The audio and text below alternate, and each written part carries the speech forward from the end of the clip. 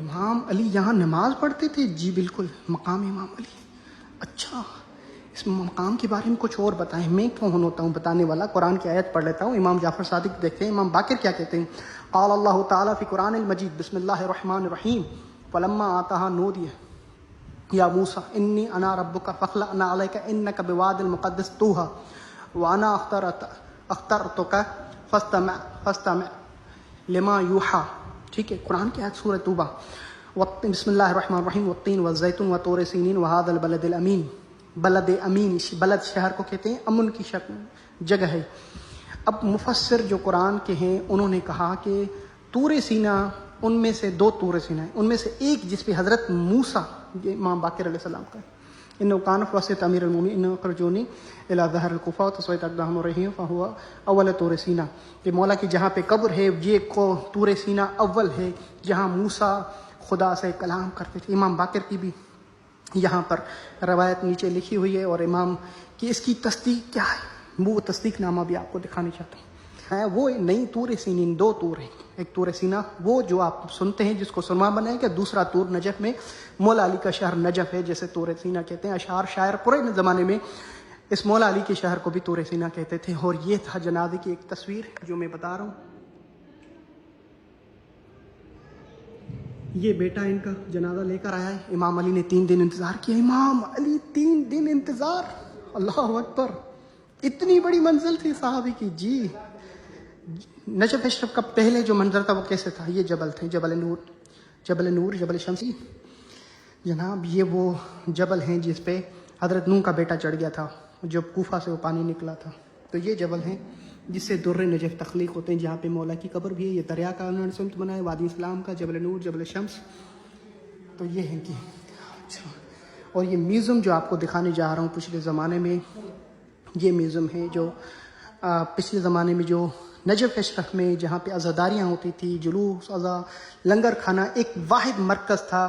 یہ مرکز جہاں سے جلوس نکلتے تھے مولا علی کے روزے پہ، دنیا کے جتنے بھی لوگ ہوتے تھے ادھر آتے تھے پھر مولا کے روزے پہ۔ ایسا کیوں؟ کیونکہ کنواں یہی تھا، فرات دور تھی اور وضو کرنے کی جگہ یہی تھی، غسل کی جگہ یہ کنواں جو آپ کو دکھایا، بالکل اتھینٹک۔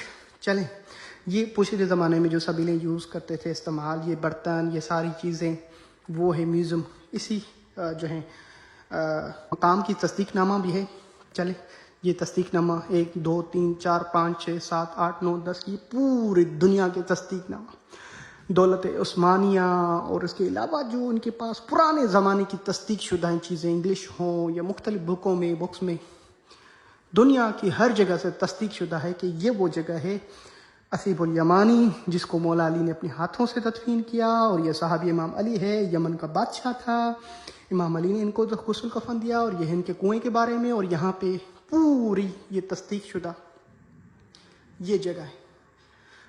پھر ہمارے گائیڈر لوگ ہمیں کیوں نہیں بتاتے یہ ساری چیزیں، یہ میوزیم کیوں نہیں دکھاتے؟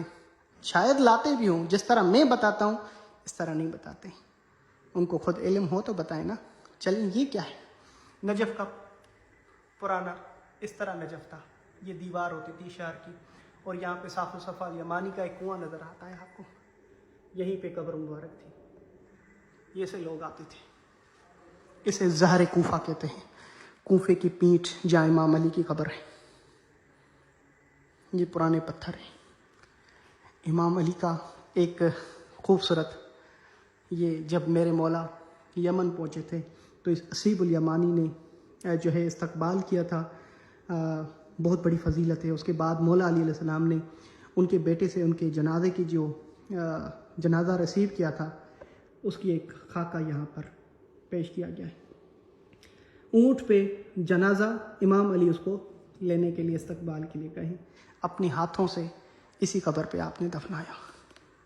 کون دکھاتا ہے، کون بتاتا ہے؟ دنیا کے وسوسے میں لوگ پڑے ہوئے ہیں، دنیا کے عجیب عجیب کام میں لوگ پڑے ہوئے ہیں، اور آپ دن بدن کہیں مولا حسین کی فضائل بتاتے ہیں، کبھی مولا علی کی۔ یہ میرے مولا کا کرم ہے کہ میں آپ تک یہ ساری چیزیں بتاؤں، دکھاؤں، آپ کو اس کی طرف متوجہ کراؤں۔ آپ آئیں تو آپ کی زیارت ضائع نہ جائے، بس میری اس میں مدد کریں، یہ کہ لوگوں تک پہنچائیں جس کے لیے میں ویڈیو بنا رہا ہوں۔ یہ پنجہ ان کے پچھلے زمانے میں ان کی قبر پہ نصب تھا، گنبد پہ، اور یہ مولا علی کی ایک تصویر ہے، جو تصویر بنانا صحیح نہیں ہے، جب بن جائے تو اس کا احترام واجب.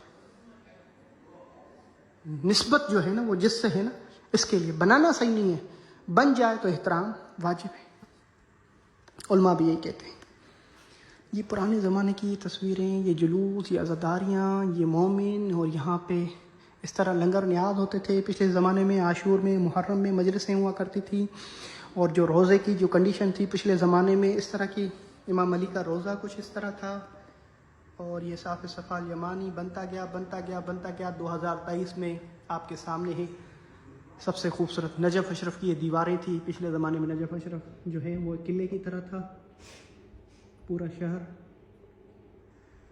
ٹھیک ہے. اور یہ وہ علماء کرام اور یہ وہ نوح خان ہیں, وہ شاعر ہیں جو اسی جگہ پر جب مجلس ہوتی تھی نجف اشرف میں, سب سے بڑی مجلس یہاں پہ ہوا کرتی تھی, تو یہ پڑھ چکے ہیں علماء کرام, بڑے سے بڑے خدام, انہوں نے خدمت بھی کی ہے یہاں کے موقع بھی, اس کے لیے ان کی تصاویر ہیں.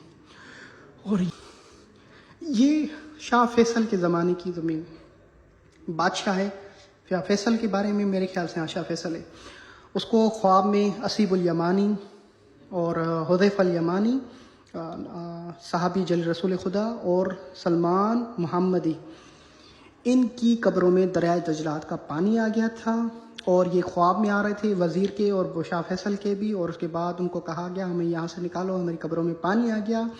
اس کے بعد یہ مختلف 3-4 مرتبہ جو خواب آنے کے بعد دنیا کے بادشاہوں کو اکٹھا گیا, بتایا گیا, مشورہ لیا گیا, ان کی قبروں کو نکال کر بہت بڑا تاریخی معجزہ انگریز اپنی اس دور کے زمانے میں کیمرہ لے کر آئے تھے کہ یہ پرانے زمانے کے دفین 1000 سال پہلے جنازہ وہ ہڈیاں بن ہو چکی ہوں گی, ہم دیکھیں کہ یہ جنازہ کیا ہے.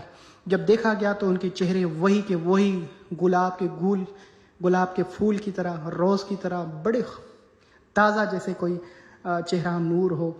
ان کو نکالا گیا, ان سب نے زیارت کی, اور دوبارہ پھر اس جگہ پہ دفن اور قبر بنائی گئی جس کو میں نے مدائن میں آپ کو دکھایا. اور یہ تھا ایک جنازہ, یہ جنازہ ہے امام علی علیہ السلام. جب آپ اسی مقام پہ انتظار کرتے ہیں تو یہ لوگ لے کر آتے ہیں اور مولا علی کے حوالے کر دیتے ہیں. یہ ان کے بیٹے ہیں جو یمن کے بادشاہ, جس کی قبر آپ کے سامنے ہے. اب مجھے بتائیں کہ میں حقدار ہوں کہ آپ کی دعائیں پاؤں, مولا کی دعائیں پاؤں. اس ویڈیو کو تاریخ میں کیا اس طرح ضائع کیا جا سکتا ہے؟ کیا یہ ویڈیو حق نہیں ہے کہ دنیا تک پہنچائی جائے؟ امام علی کا صحن ہے, ان تک قصر العرب ہے, زمزم ہوٹل ہے اس کے سامنے, یہ زیارت ہے. مقام امام علی علیہ السلام, مرقد العبد صالح صاف صفا الیمانی,